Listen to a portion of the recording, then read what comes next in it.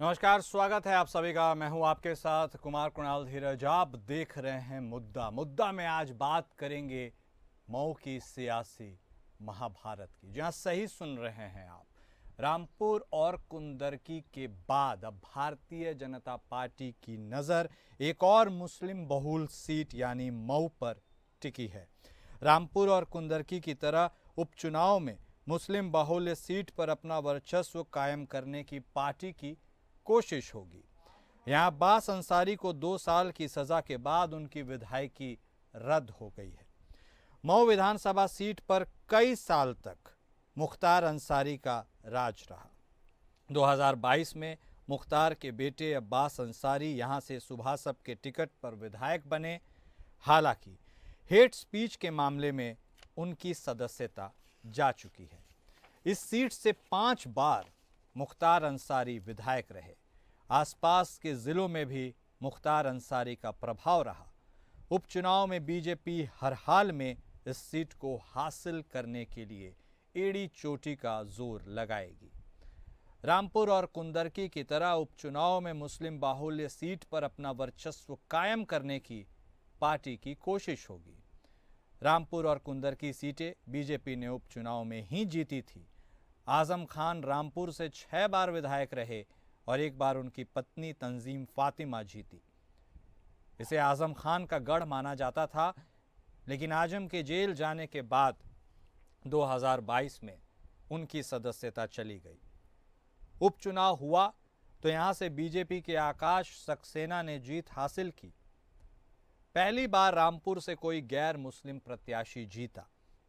इसी तरह शफीकुर रहमान बर्क के निधन के बाद उनके पौत्र जियाउर रहमान बर्क 2024 में संभल से सांसद बने तो कुंदरकी सीट खाली हो गई।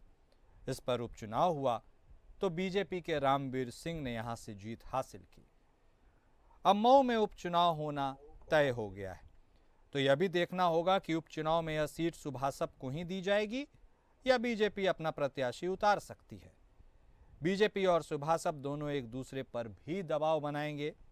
जिसके टिकट पर चुनाव लड़ा जाएगा उस पर जीतने का भी दबाव होगा। तो मऊ का सियासी महाभारत, इसी पर आज हम चर्चा भी करेंगे। यह हम क्यों चर्चा करेंगे, इसके पीछे की पृष्ठभूमि हमने आपको बता दी है। अब्बास अंसारी को 2 साल की सजा हो गई, विधायकी चली गई, मुस्लिम बाहुल्य सीट है, तो अब उपचुनाव बिल्कुल नज़दीक हो सकते हैं। ऐसे में यह कयास लगाए जा रहे हैं कि जो हाल रामपुर का हुआ, कुंदरकी का हुआ, क्या वही हाल मऊ का भी होगा? यह देखने वाली बात होगी। लेकिन मऊ सीट के लिए एनडीए में भी खींचतान संभव है। क्या बीजेपी अपना प्रत्याशी उतारेगी या फिर उसके अलाए सुभासप अपना प्रत्याशी उतारेगी? हालांकि जो भी प्रत्याशी उतरेगा उस पर इस किले को फतह करने का दबाव जरूर होगा। मऊ की फाइट काफी इंटरेस्टिंग होने वाली है, क्योंकि यहां पर एक छत्र राज मुख्तार अंसारी का रहा है। उसके बाद अब्बास अंसारी भी यहां से विधायक रहे हैं, लेकिन अब और तब की स्थितियों में काफी अंतर है। ऐसे में अब कौन बाजी मारेगा, यह देखना दिलचस्प होगा।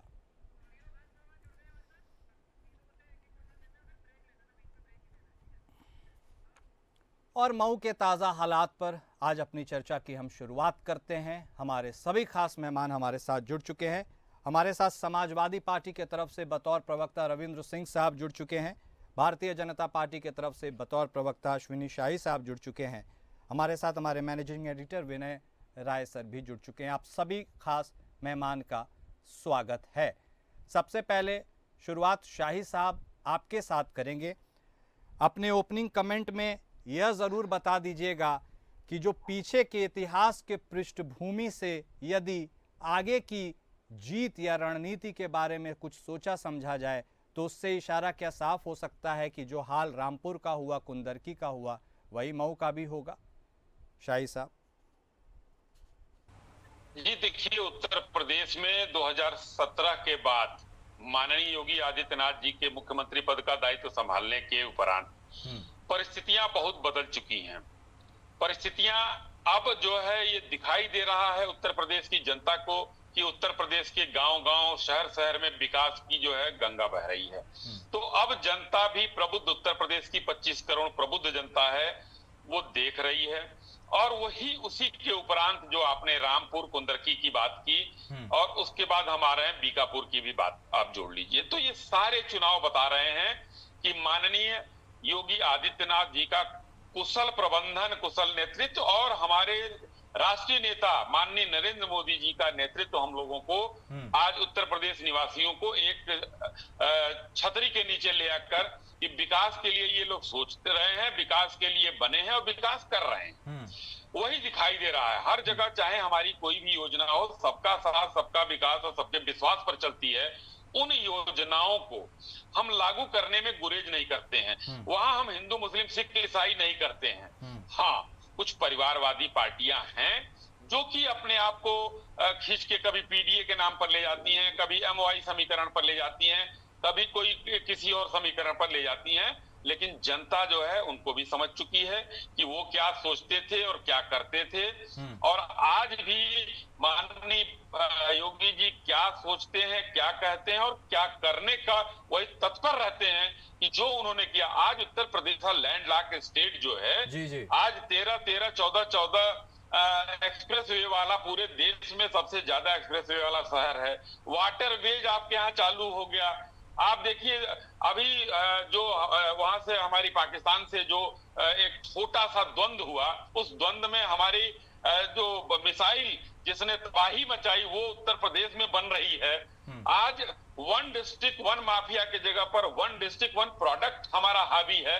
तो चीजें इतनी बदल चुकी हैं कि 7-8 साल में जो उत्तर प्रदेश में विकास की जो एक नए आयाम के तरफ उत्तर प्रदेश के लोग देख रहे हैं और भी कुछ खोज रहे हैं तो पूरा करने के लिए। तो हमें मऊ की स्थिति में देखने में कहना चाहता हूं कि मऊ में चूंकि हम लोग जो है मऊ के सटे ही जिलों से रहने वाले हैं, वहां पर ये दिख रही है कि अब वो बात नहीं कि एक बाद की यहाँ पर परिवार या के वजह से अब वो खत्म हो चुका है, खंड खंड हो चुका है। ठीक है शाहिद साहब, मुख्तार अंसारी के नाम पर लोग थे, अब वो सब समाप्ति के आधार पर है, इनको भी सजा हो गई। आने वाले चुनाव में फिर कोई कमल का फूल वहां पर खिलाने वाला हमारा कोई कार्यकर्ता तैयार होगा। ठीक है, ठीक है। रविंद्र सिंह साहब, क्या परिस्थितियां वाकई में इतनी बदल गई हैं कि एक के बाद एक गढ़ माने जाने वाले वह सभी किले ढह रहे हैं? बात चाहे रामपुर की जाए, कुंदरकी की जाए या भविष्य में मऊ की जाएगी। ऐसे में आप कितने आश्वस्त हैं कि जो हो रहा है वह नहीं होगा और जो नहीं हो रहा है एक बार फिर से हो सकता है? जी बस अभी तो मैं बताता हूँ अभी आपको।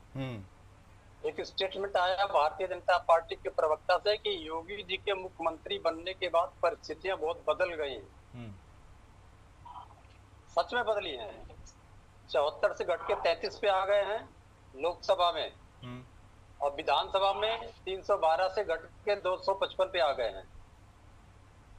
आईपीएस फिरौती मांग रहा है, एसओ थाने में बलात्कार कर रहा है, आईएएस अरबों रुपए का घोटाला कर रहा है, आईआरएस एक दूसरे की हत्या का प्रयास कर रहे हैं। ज्यादातर आईएएस के पद खाली है, इतना बदला है। ठीक। 8 साल में एक भी जनहित का काम अगर गिना दें, खाली गोल गोल ना घुमा, एक जनहित का काम गिना दें। 8 साल में हुआ क्या है जो केंद्र सरकार का आंकड़ा बताता है? सबसे बड़ा कर्जदार प्रदेश, सबसे कम प्रति व्यक्ति आय, जीडीपी में 36 स्टेट्स में से 32वें नंबर पे, समाचारों पे सेंसरशिप, पत्रकारों का उत्पीड़न, जेल में बंद, विज्ञापन पे अरबों रुपए लुटाना, इसके सिवा कुछ नहीं हुआ। अब होता क्या है, अभी आपने जो कुंदरकी पकड़ा है, जरा कुंदरकी का सुन लीजिएगा, इससे स्पष्ट हो जाएगी कि रणनीति। बोल लीजिए सर। कुंदरकी में जब 22 का चुनाव हुआ था तो 2,71,000 वोट पूल हुए थे, लेकिन जब उपचुनाव होता है तो मात्र 2,22,000 वोट पूल होते हैं, जबकि 30,000 वोट बढ़ जाते हैं। 30,000 वोट बढ़ने के बाद भी 50,000 वोट कम पूल होते हैं। पुलिस लगा दिया जाता है, पीठासीन अधिकारी लगा दिया जाता है, वोट ना पूल हो और हमें डालो। उस 22 के चुनाव में हमारे प्रत्याशी 1,26,000 वोट पाते हैं, उसके अगले उपचुनाव में हमारे प्रत्याशी 26,000 वोट पाते हैं। ये तो कोई भी आदमी को बता दीजिएगा तो इनकी रणनीति समझ में आएगी। ऐसा ही मिल्कीपुर में किया, ऐसा ही मीरापुर में किया, बीकापुर में तो चुनाव हुआ ही नहीं था। तो ये जो इनकी स्ट्रेटजी है चले। रही बात मऊ की, तो हमारा प्रत्याशी तो घोषित है, अभी यही लड़ ले, सुभाषपा लड़ ले और बीजेपी लड़ ले। अरे सुभाषपा को बतावे, ये जो बता रहे खानदानी उनदानी बता रहे हैं ना, सुभाषपा को बताए खानदानी उनदानी मत लेके आना। ठीक है, ये सुभाषपा को बताने की जरूरत है। हम तो खानदानी है, खानदानी लेके आएंगे और खानदानियों की सुरक्षा करेंगे और खानदानियों को जिता के भी आएंगे। ठीक है, जनता के बीच एक्सेप्टेंस किसकी होगी यह भी लिटमस टेस्ट होगा ही। विनय सर भी हमारे साथ जुड़े हुए हैं। सर, क्या भारतीय जनता पार्टी की विकास का आकर्षण इतना बड़ा है कि जो गंगा जमनी तहजीब की बात की जाती है, वाकई में अब गंगा जमनी तहजीब देखने को मिलेगी और वही मिसाल कायम हो पाएगी जो रामपुर और कुंदरकी में हुई होगी? क्योंकि कहने का यह भी आशय है कि तमाम बीजेपी के नेता यह कहते हैं कि भाई मुस्लिम वोट उन्हें कम मिलता है, लेकिन मुस्लिम बहुल सीट पर जीत का परचम भी लहरा दिया जाता है।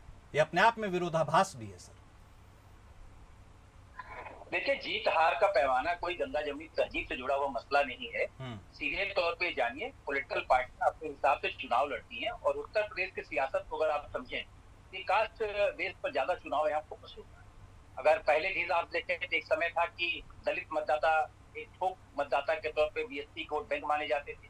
उन्होंने एक सोशल इंजीनियरिंग का फार्मूला अपनाया तो मुस्लिम प्लस जो अपर कास्ट को उन्होंने टिकट दिया, उसके बलबूते पुनः 2007 में सरकार भी बनाई।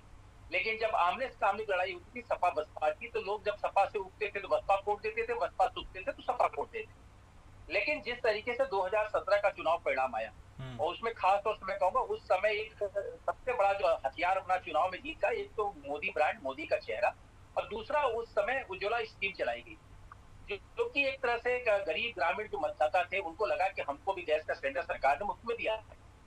उसके बाद अनाज की योजनाएं आई सामने। लेकिन आज का जो चुनावी परिप्रेक्ष्य है, अगर उपचुनाव को चर्चा में ला रहे हैं तो उपचुनाव हमेशा ऐसा माना जाता है कि सरकार का होता है। अगर विपक्ष जीत जाए, कि मान के चलिए कि सरकार के खिलाफ या तो व्यापक नाराजगी है या तो वहां के प्रत्याशी के प्रति व्यापक नाराजगी है। जैसे दारा सिंह चौहान का चुनाव हुआ, उसमें सीधे तौर पे था कि स्थानीय जो बीजेपी के कार्यकर्ता थे वो भी नहीं चाहते थे दारा सिंह चौहान को टिकट दिया जाए, और इसी का परिणाम हुआ दारा सिंह चौहान चुनाव हार। लेकिन आज की तारीख में जो मऊ का परिप्रेक्ष्य है, अगर आप देखेंगे तो लगातार उस सीट पर 25 साल से पहले मुख्तार अंसारी और फिर उनके बेटे अब्बास अंसारी का दबदबा रहा। लेकिन पिछले चुनाव में अगर करेंगे, पिछले से पिछला जब चुनाव हुआ था तो भारतीय जनता पार्टी के जो प्रत्याशी थे वहां लगभग 86,000 वोट पाए थे। आज का जो परिप्रेक्ष्य है इसमें देखना पड़ेगा कि समाजवादी पार्टी या इंडिया गठबंधन, क्योंकि तो कांग्रेस भी उसका पार्टनर है, क्या उसमें गठबंधन बनता है, और सपा अगर प्रत्याशी उतारती है तो क्या वो अंसारी परिवार से किसी को लेके आती है, क्योंकि अब्बास अंसारी तो चुनाव लड़ नहीं सकते, उनके जो दूसरे भाई उमर है क्या उनको प्रत्याशी बनाती है, या कोई स्थानीय जो मऊ का है उसको प्रत्याशी बनाती है। और भारतीय जनता पार्टी और छड़ी में भी द्वंद्व है।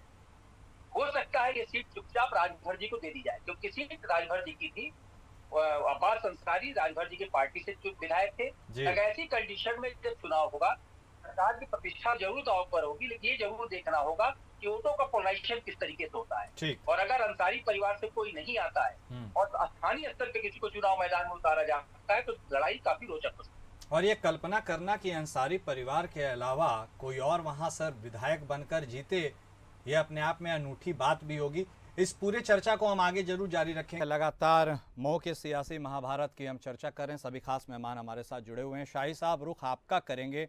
देखिए, अब जो होना था सो हो गया, आगे क्या होगा भविष्य के गर्भ में छुपा है। लेकिन जो समीकरण बन रहे हैं उस समीकरण के हिसाब से आप बता दीजिए सर कि सुभाषपा के कैंडिडेट को टिकट मिलेगा या भारतीय जनता पार्टी अपना कोई प्रत्याशी उतार सकती है, और कौन सा वह प्रत्याशी होगा जो अंसारी परिवार के इतिहास को एक तरह से चैलेंज करने के लिए उस कद का होगा जो वहां पर इस बयार को बदल सके। देखिए, अभी जो हुआ और जो आगे होगा ऐसा नहीं है कि इतिहास गवाह है कि बहुत बड़े बड़े लोग जो जिनका जो है 5-5, 6-6 बार जीते चुनाव, उसके बाद चुनाव हार गए। तो ऐसा नहीं है कि उनकी शहंशाहियत चली आ रही है मुख्तार अंसारी की। एक छोटे से कार्यकर्ता ने बहुत बड़े बड़े नेताओं को हराया है। तो भारतीय जनता पार्टी में रोने की आदत नहीं है। जिस तरीके से समाजवादी पार्टी रोती है, चुनाव जीतने के बाद सब कुछ सही हो जाता है, चाहे वो ईवीएम हो चाहे प्रशासन हो।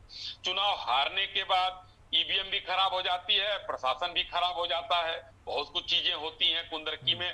अगर हम चुनाव जीत गए तो समाजवादी पार्टी को जो है 1,26,000 और 26,000 याद आ रहा है।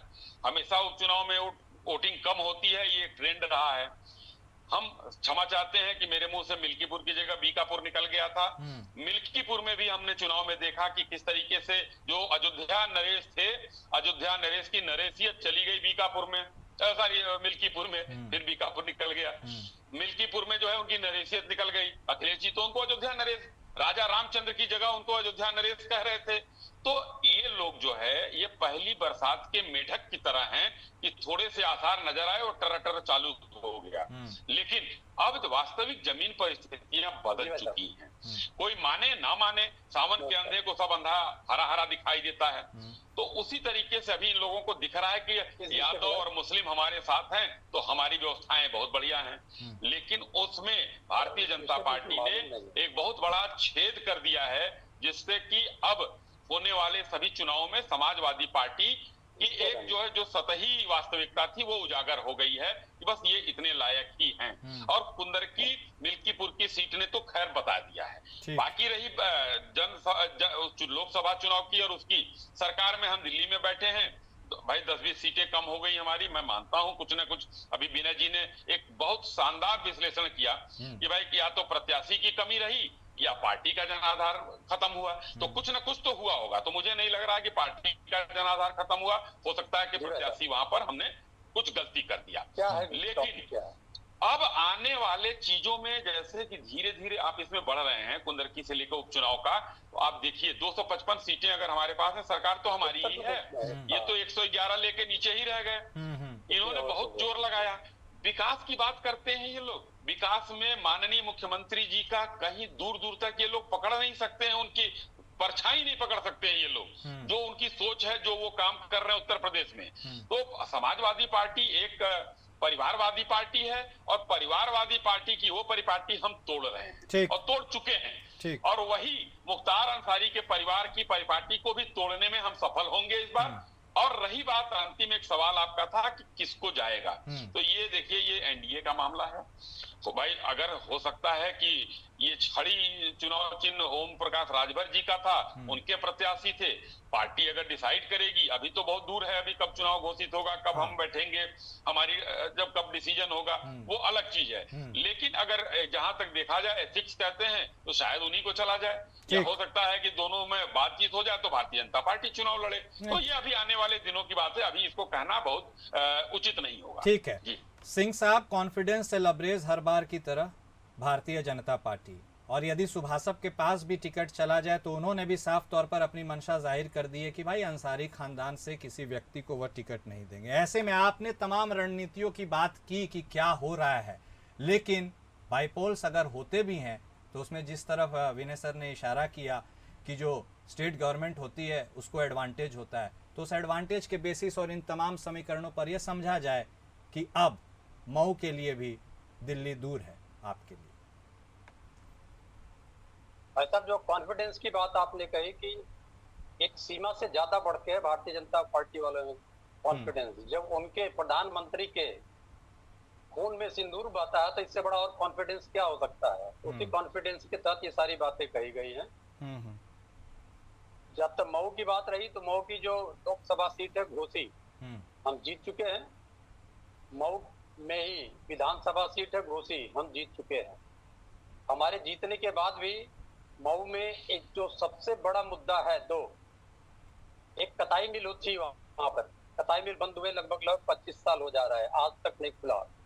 योगी जी ने घोषणा किया था हम कताई मिल खोलेंगे, और बनारस में घोषणा किया था प्रधानमंत्री जी ने कि हम कताई मिल को चालू करेंगे। ये दोनों फ्लॉप निकला, जुमला निकला। मोदी जी ने बनारस में घोषणा किया था कि हम बुनकरों को स्थितियां पैदा करेंगे और हवाई जहाज में बैठ के बुनकर हमारे घूमेंगे। बुनकर भूखों मर रहे हैं।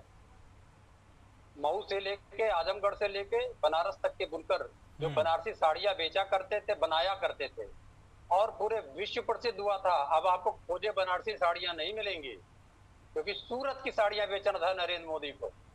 इसलिए हमारे बुनकरों की हालत खराब कर दिया उन्होंने। तो कताई मिल, बुनकर और वहां की सड़कें, ये तीन इतनी बड़ी समस्या है कि इसका निराकरण नहीं कर पाई है केंद्र सरकार, उत्तर प्रदेश सरकार। यह स्थानीय समस्या है। अब मऊ की जो तीसरी बड़ी समस्या है, जो जातीय संघर्ष वहां पर उत्तर प्रदेश सरकार द्वारा कराया गया, उसके नाते जो विश्वास है जनता में और घटा है, उसी का परिणाम रहा घोषी लोकसभा और विधानसभा। तो इस प्रकार से हम पूरी कोशिश करेंगे और मुझे पूरा विश्वास है कि हम जीत के आएंगे। आत्मविश्वास तो चूंकि हमारे रगों में सिंदूर नहीं भरा है तो आत्मविश्वास तो नहीं कह सकते, लेकिन इस लड़ाई में हम जरूर जीत के आएंगे। उनकी लड़ाई और सुभाषपा और एनडीए और भारतीय जनता पार्टी में चलती रहेगी। ठीक है, लड़ाई के लिए तैयार रहिए, आपको रहने का वक्त है। ठीक है, है, जल्दी से शाही साहब आप जवाब दे दीजिए, उसके बाद विनय सर के पास जाते हैं। सिर्फ दो तीन बातें कहनी है। देखिए, समाजवादी पार्टी किस तरीके से, अभी कहा गया कि 25 सालों से बंद है। भाई 12 से 17 तक तो सरकार रही ना, तो क्यों नहीं वो कताई मिल चालू हो गई थी। सारा दोष चलिए मान लेते हैं कि भारतीय जनता पार्टी की सरकारों का है, अच्छी बात है। दूसरी बात, सड़कों के मामले में अगर हिंदुस्तान में सबसे बेहतर हैं हम, और आज भी कोई अपने आपके संवाददाता और विनय जी को मालूम है कि उत्तर प्रदेश में सड़कें कहां बन रही हैं, कहां नहीं बन रही हैं। कोई बाहर का नहीं है, सभी लोग उत्तर प्रदेश के ही हैं, तो अछूता नहीं है, वहां भी दिखाई देता है।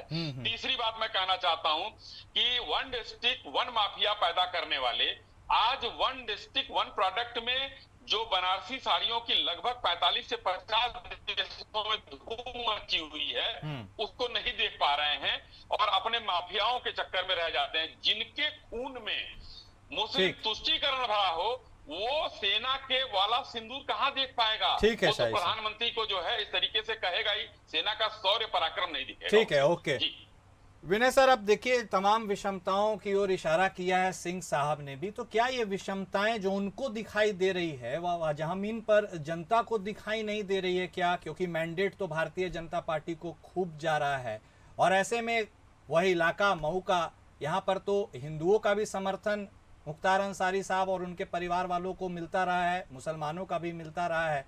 तो ऐसे में क्या उम्मीद की जाए, क्लीन स्वीप है या कोई टफ फाइट होगी? देखिए, समीकरण के आधार पर अगर बात करेंगे तो इस समय इंडिया गठबंधन को लगेगा कि उनकी बल्लेबंदी। कारण क्या है? अयोध्या उनके पास, अम्बेडकर नगर उनके पास, घोसी उनके पास, आजमगढ़ उनके पास, लालगंज उनके पास, चंदौली उनके पास, गाजीपुर उनके पास, बलिया उनके पास। इसका मतलब ये नहीं और चारों जगह से आप जीत गए तो एक विधानसभा आप जीत जाओगे। हर चुनाव अलग अलग मुद्दे पर लड़ा था, अलग अलग समीकरण बन जाते। उसी समय पर दारा सिंह चौहान बहुत मजबूत प्रत्याशी थे, लेकिन आम जनता को था कि हमको दारा सिंह चौहान को सबक सिखाना है। दारा सिंह चौहान चुनाव हार गए, पूरी सरकार की ताकत लगी, पार्टी लगी, लेकिन नहीं जीत पाए। अब देखना यह है कि जो गठबंधन, जो एनडीए की बात आ रही है, किसको पहले प्रत्याशी बनाया जाता है। और मैं विपक्ष से भी कहूंगा कि शाम गुजरने के बाद लकीर पीटने की आवश्यकता नहीं है। इस रिफरेंस पे प्रधानमंत्री जी ने कह दिया कि मेरे शरीर में सिंदूर बह रहा है, अगर उसी को आप पकड़े रह जाएंगे तो मुद्दे से भटक जाएंगे। जिस समय उसकी आलोचना कर रही थी उसकी आलोचना करिए, अब चुनाव है, उस चुनाव के समीकरण पर काम करिए। 2 साल बाद आपको विधानसभा लड़ना, उसके समीकरण की आप तैयारी करिए। केवल सत्ता पक्ष सभ्यों को अगर गिनने में लग जाएगा, उनके बयानों में उलझ जाएंगे, तो आप कभी कामयाब नहीं हो सकते। हर आदमी को कामयाबी की अपनी राह चुननी होती है, अपने राह पर चलना होता है। केवल दूसरे कमी निकालेंगे तो उसी के मुद्दे पर डिस्कशन करके खत्म हो जाएगा मुद्दा। और ये तो मानना पड़ेगा कि इस समय, वर्तमान समय में उत्तर प्रदेश की जो सरकार है वो कानून व्यवस्था को मुद्दा बना के चुनाव लड़ रही है। और मुख्तार अंसारी के न रहने से ये कम से कम मऊ में इस बार मुद्दा नहीं बनने वाला। इसलिए देखना ये है कि इंडिया गठबंधन किसको चुनाव मैदान में उतारता है और एनडीए किसको उतारती है। अगर एनडीए की तरफ से राजभर जी के सुपुत्र मैदान में आ गए तो समीकरण कुछ और हो जाएगा, क्योंकि इन लोग का जो बयानबाजी का दौर है, जो बयान कई बार आहत कर देते हैं आम लोगों को, जो डिवाइड करके पॉलिटिक्स करने का काम करते हैं, वो भी कई बार नुकसान खा जाते हैं। और मुझे लगता है कि जब प्रत्याशी सामने आ जाए तब इस पर समीक्षा बेहतर हो पाएगी कि जनता का मिजाज क्या है और किस तरह का परिणाम आने वाला है। ठीक है, बिल्कुल सही कहा आपने। फिर प्रत्याशी सेंट्रिक ये पूरा इलेक्शन अपनी धारा में बहेगा, लेकिन देखना भी दिलचस्प होगा कि आखिर अंसारी गढ़ की सीट को और उस किले को कौन भेता है। बहुत शुक्रिया आप सभी खास मेहमान का अपना वक्त देने के लिए और हमारे साथ जुड़ने के लिए, इस चर्चा में शामिल होने के लिए। तो मऊ का सियासी महाभारत और संग्राम बस छिड़ चुका है। अब जब भी चुनाव हो, लेकिन जब चुनाव होंगे तो कैसे समीकरण बनेंगे, कैंडिडेट्स किसके होंगे और कौन वह व्यक्ति होगा जो वहां पर एक नए इतिहास को रचेगा, यह देखना सबसे ज्यादा दिलचस्प होगा। मुद्दा में आज बस इतना ही। नमस्कार।